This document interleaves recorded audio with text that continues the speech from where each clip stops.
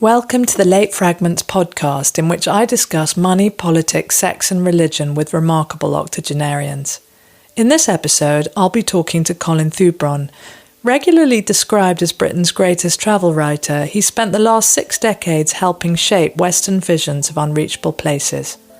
For his latest, The Amur River, he spent his 80th year journeying down the largely unexplored watercourse which for over 1,000 miles forms the border between Russia and China. Cultural and political insights aside, what sets Thubron's books apart is their lyricism, the novelistic attention he brings to the characters and conversations he experiences on his travels. If you've had the pleasure of reading him, you will know exactly what his fellow travel writer Jan Morris meant when she described him as transcendently gifted. As a child, Thubron's greatest ambition was to see everything that was beautiful and strange in the world. When his sister was killed in a ski accident and his parents took the then 19-year-old with them on a healing journey to the Middle East, a deep and abiding passion for exploration was awakened. Almost 65 years later, his delight hasn't dwindled.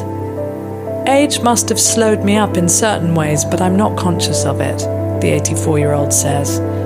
If I'm passionate enough about the subject, the spirit drags the flesh along with it somehow. I hope you enjoy listening.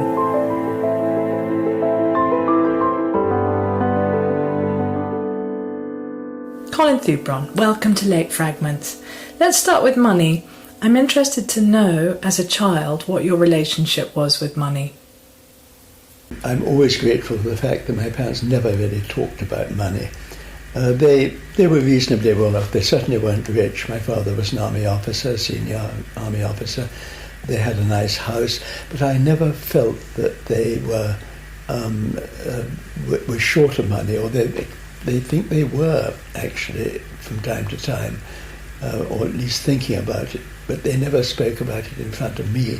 So I grew up feeling that money was of no particular account, which is a great privilege. I think other parents in the same financial position as my parents, in other words, sort of modestly well off, might have made one much more aware that money was important. But I grew up thinking it wasn't really an issue.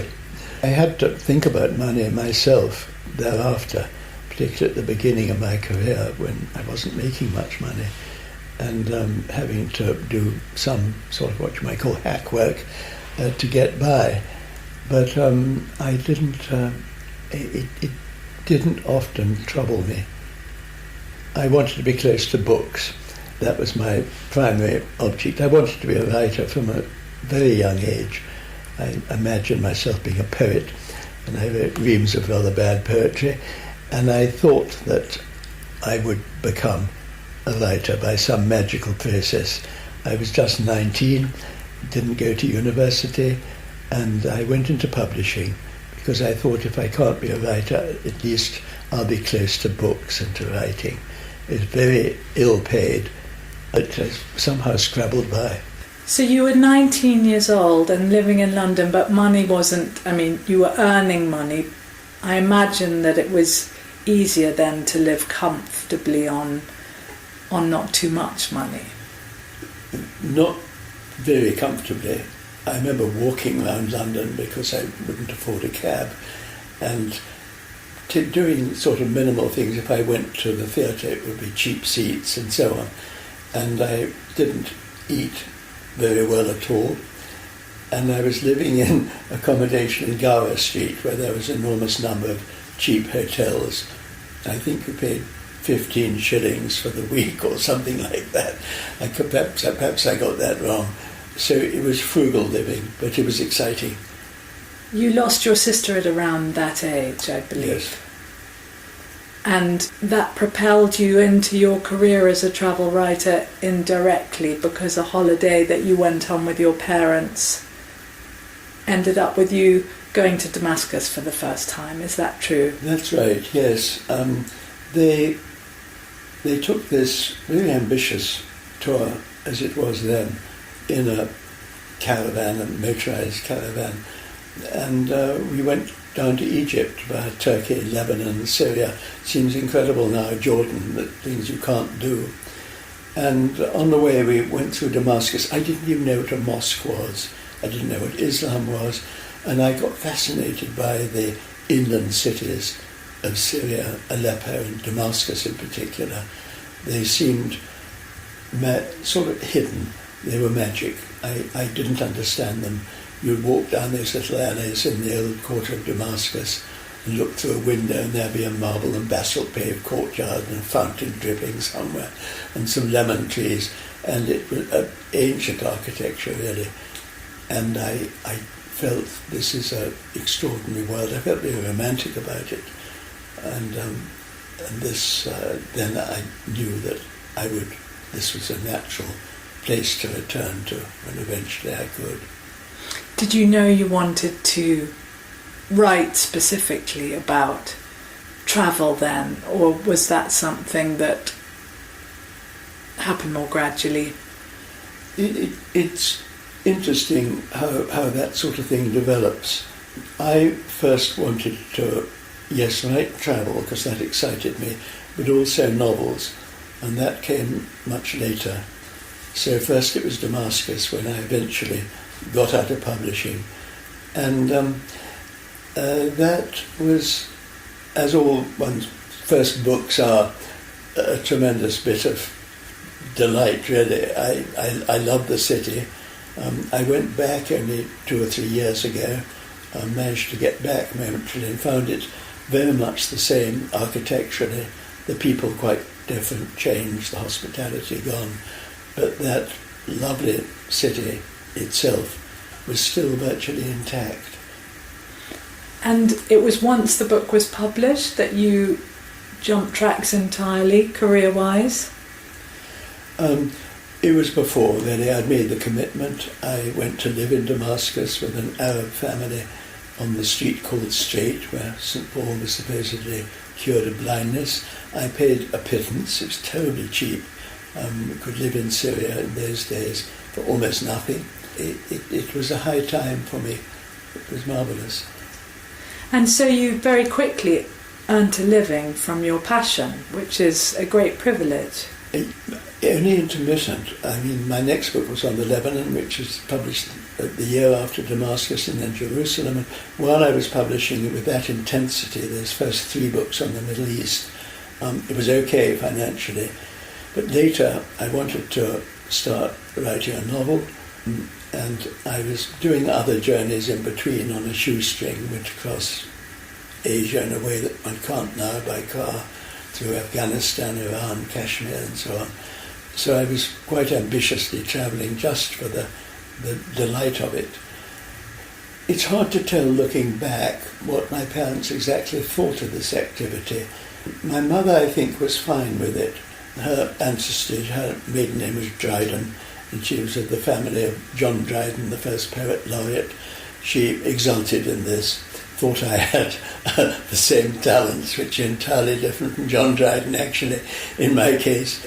She, I think, was not worried financially for me, or particularly about the future at all. She was just delighted that there was quite an initial success with my books, the Damascus book in particular. My father was, he is a military man, he wasn't literary, and I sometimes wonder what he privately thought. He adored my mother and went along with her feelings, I'm sure, but he must have worried a bit and wondered when I was going to settle down and be responsible and get married and so on. But he didn't say so. He never made me feel that I was in some way on the wrong track. And you mention your ability to, when you were travelling, to travel on a shoestring, which is something that you do to this day, presumably. Yes, it's always cheaper travelling, at least travelling abroad where I travel, than it is living an ordinary life in London of no particular luxury. And so you can last a very long time in a Syrian city, or an Indian one for that matter, or an Iranian one, or a village.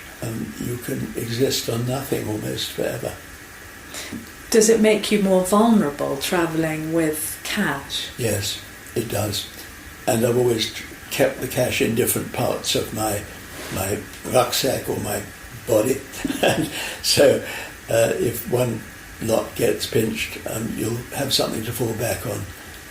Yes. I'm rather good at putting rolled up dollar bills in very forbidding looking medicine bottles, emptying the medicine out, and so that it's the last thing anybody's going to want to steal.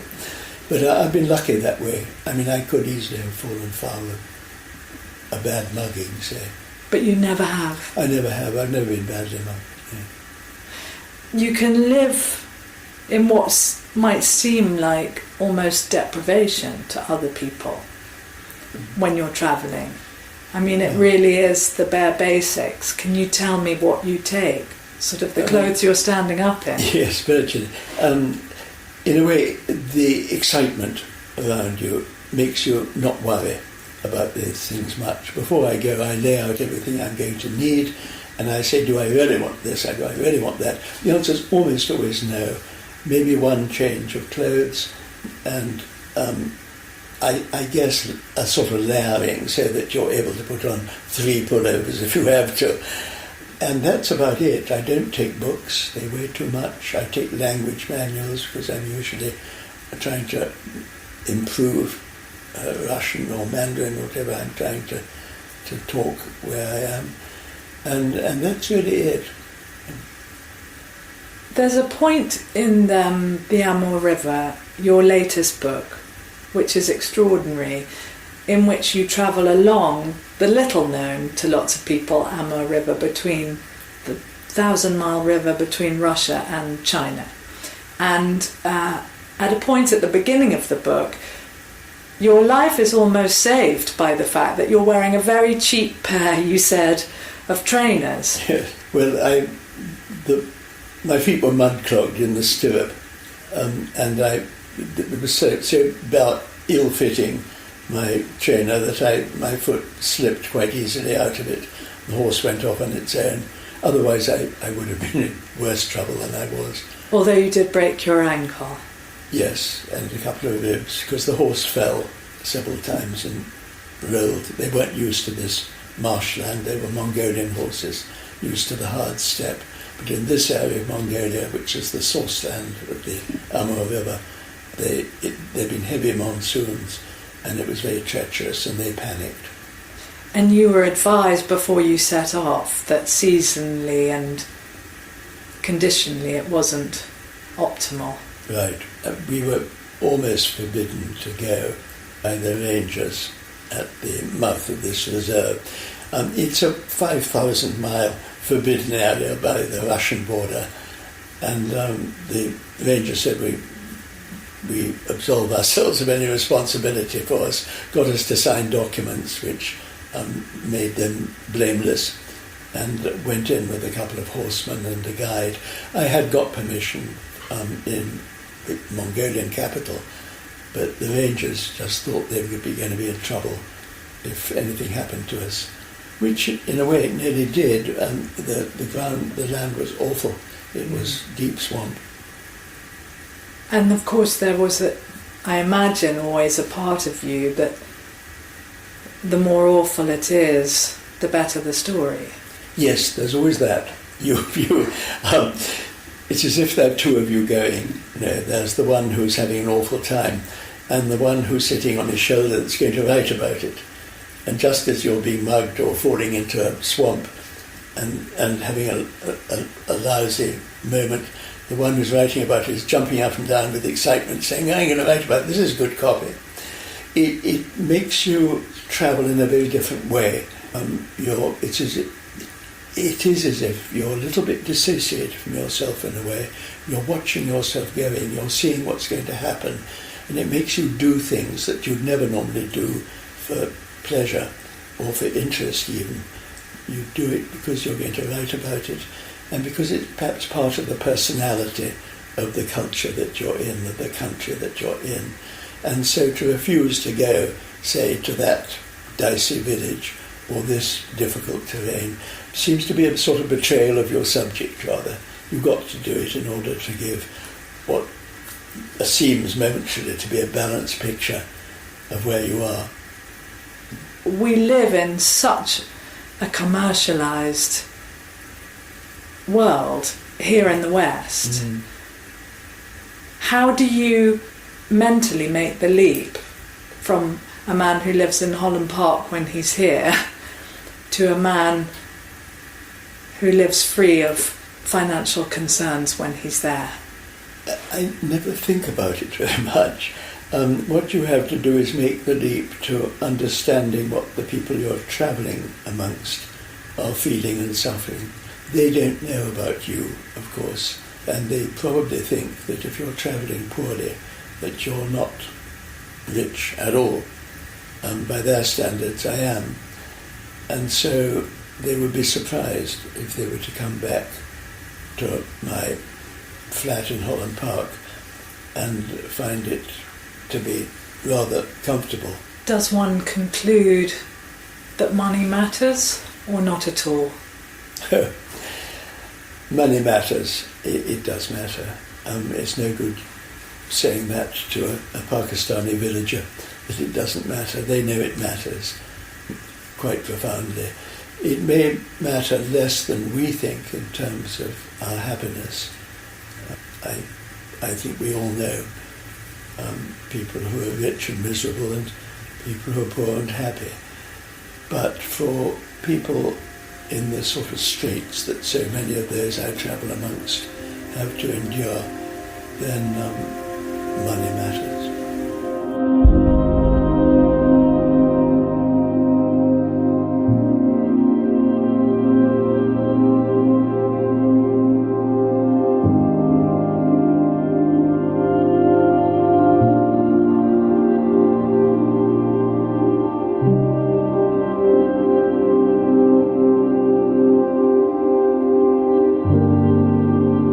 We'll move on, if it's okay, on that note, to politics, because you have written extensively about Russia and China. Is politics something that you try to avoid when you're writing?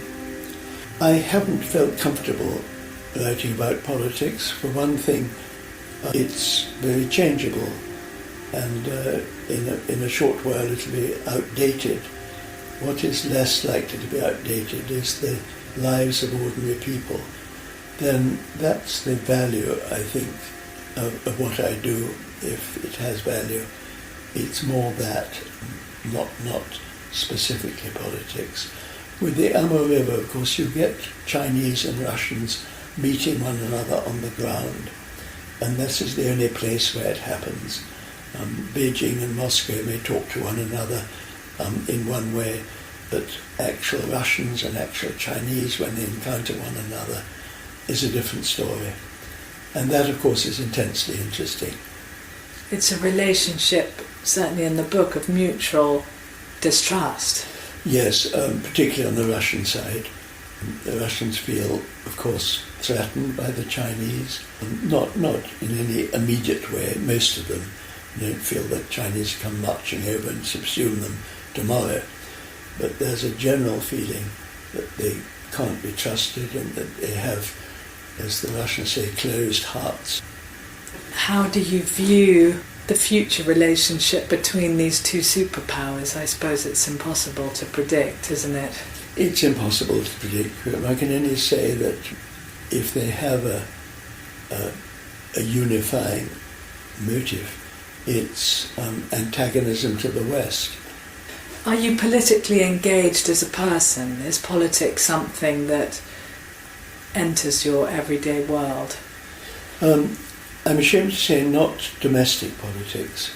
It's always foreign affairs that have interested me and that have seemed more important, as indeed they do now with the Ukrainian war. However depressed our economy may be, however, in whatever straits the NHS is and so on, all these things come up against a background of disasters in many other parts of the world which far outstrip anything that we're suffering. I read you saying quite recently that you're increasingly despairing of the West. I hate Brexit. They hate what's happened with the general hardening of borders, which seems to be happening, and the rise of autocrats in the West, and the way things are going is not appealing to me. The larger the country, the more provincial it is, as far as I can see. And in the case of the States, the United States, and its extraordinary cultural blindness or numbness, I think, to be more culturally aware, I do genuinely think that even a short immersion, say, in the Arab world, or let alone the Afghan one, would make people think much more circumspectly about invading countries like this and imagining that you can alter them fundamentally by the imposition of some government that's not going to last anyway.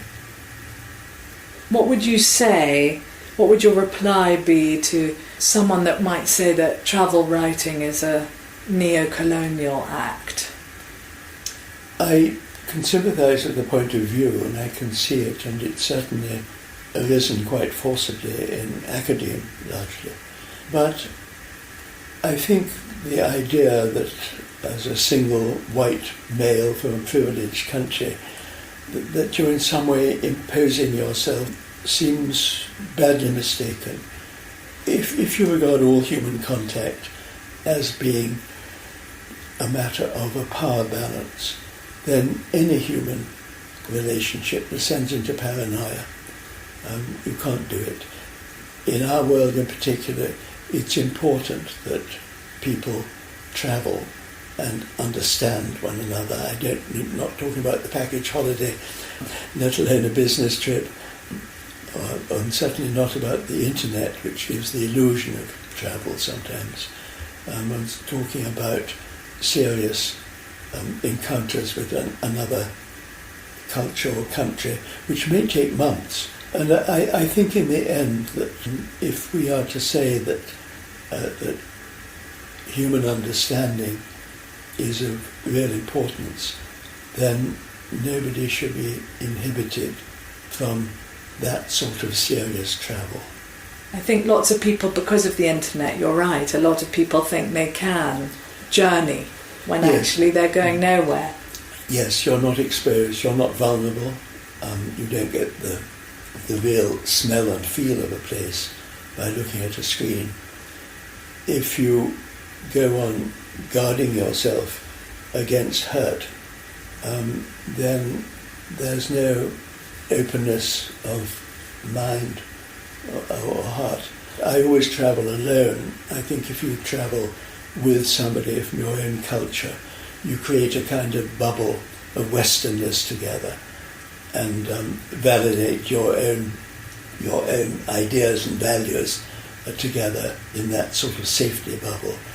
If you're alone, you're the one that is at risk, if you like. You appeal or feel that you're more vulnerable, and you probably are as a single person. But you are much more likely to come to an understanding of the people around you because you don't have that safety and that sort of mental safety of constantly referring things back to a so-called normality, which is yourself and your Western world. So this sort of travel does make you vulnerable, and it should.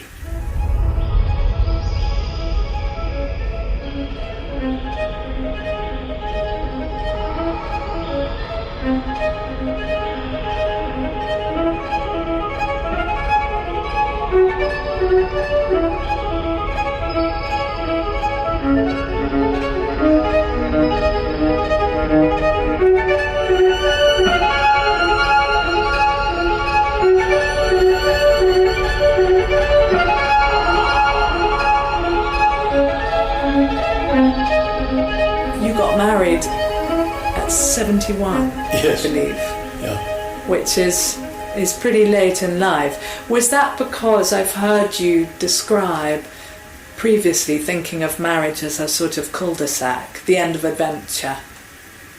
these things are complicated, and seem to depend so much on who you happen to have met, who you've fallen in love with. I think for a long time, I felt I couldn't afford to marry, have children. It was a difficult profession.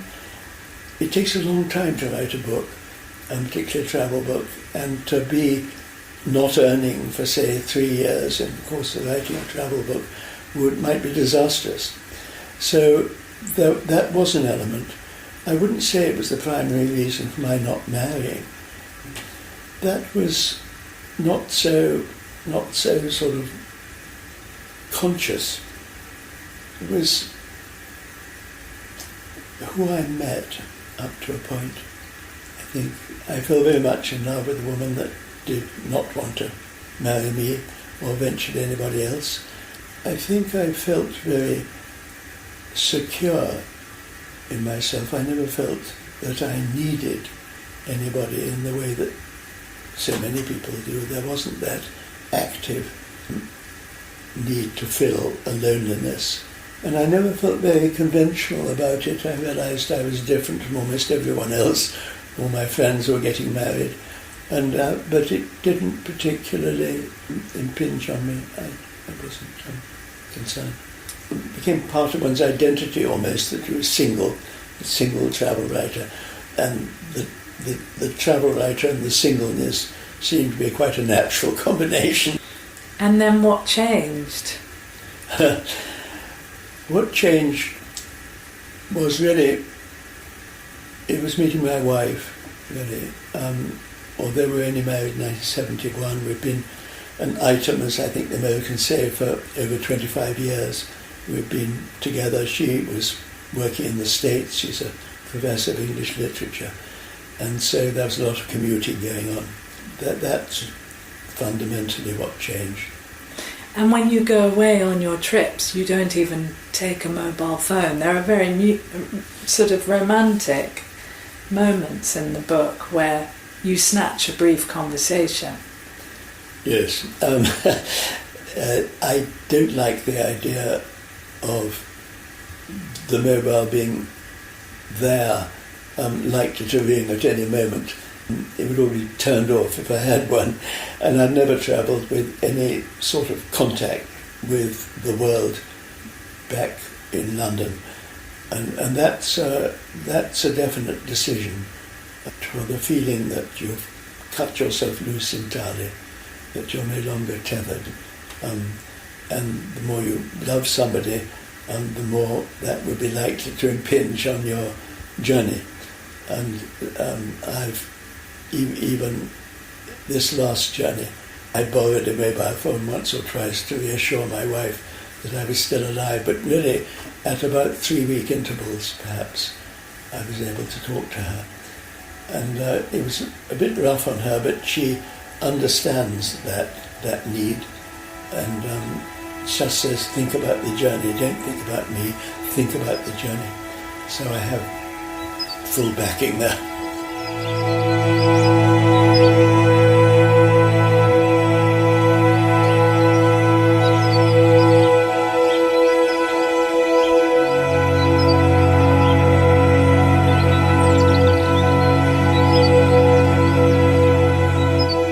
I don't think, correct me if I'm wrong, that you've ever had a strict faith as such. I did in my teens. I was quite strongly and rather tiresomely Christian. By the time I was 22, I was agnostic. And this was not necessarily a response to my sister's death, who was killed when I was 19, although that certainly had an influence. It was more, I suppose, I regarded it, at least do in retrospect, as a sort of intellectual awakening. When you contemplate the spiritual, which you must do inevitably in your work and in the people you meet, how do you work it in your mind?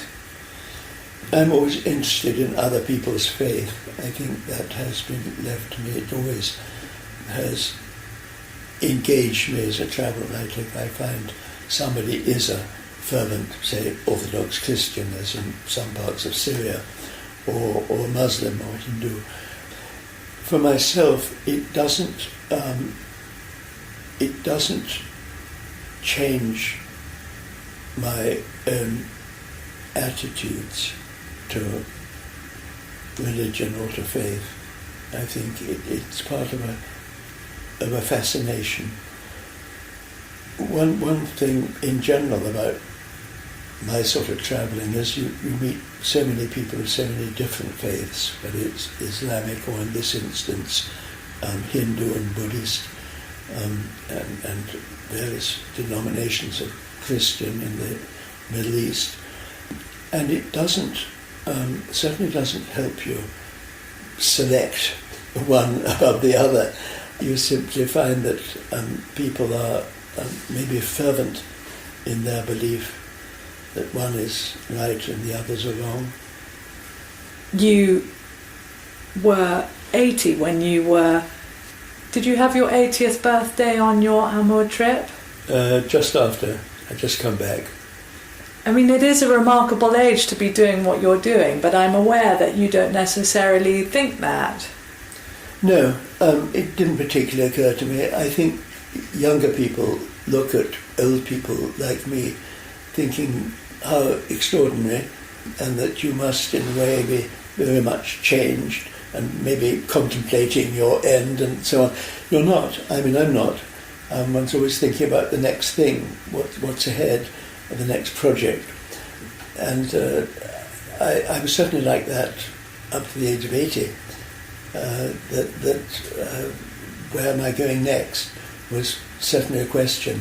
I had some health problems, as people do, in their early ages, which have given me pause. You realise your own mortality. But I've not felt that it was any particular big deal going along the Amur River. It turned out to be tougher than I thought. I didn't know horses were going to throw me into the mud all the time. Otherwise I might have thought twice. But it seemed a perfectly feasible journey to me. And as I think you've said before, if the spirit is willing, then the body follows. Yes, it drags the body along with it. Yes, I think that's true. You tend to minimise your own pain if you're having it, because of the fascination of where you are and where you're going and what you're going to do. The brain is very funny with aches and pains. It's somebody said pain is an opinion, and it can change very much depending on where you are, what you're doing. You can minimise it really by paying attention to other things. So do you think the brain can be persuaded to decide not to be impeded by old age? Yes, I think it can, up to a point. I'm afraid it's not to say that pain is not real. One begins to think it's all in the mind. Of course it's not. But it can help a great deal. Just your attitude, honestly. If you succumb to all the aches and pains that the flesh is there to, and think only of them and don't have anything else much to consume your day, then I think the pain would be much worse. And your attitude is very much to keep going. Yes. My mother used to say you must always have a project. She died at the age of 97 and she still had projects in her mind, even if she couldn't quite fulfill them. And may I ask what your next project is? Well, it's a novel. Actually, there are two.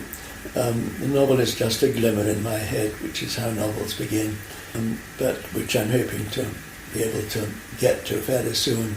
The other thing is I think that one has to think about what happens after one's death, what people have to cope with in the way of what you've accumulated. In my case, an awful lot of correspondence and manuscripts, and I've even got my parents' letters to one another from India in the 1930s. And what is my poor wife going to do with all this stuff after you're gone? It's going to be an unhappy time, and people get stuck with all this having to make decisions. I'd rather sort of economise my archive, shrivel it down, throw out an awful lot of junk, and try to find somewhere that would be interested in receiving the archive, such as it would be. I would like to be able to package up at least my manuscripts and some relevant correspondence around theirs, saying that they've found a home before I've dropped off my perch.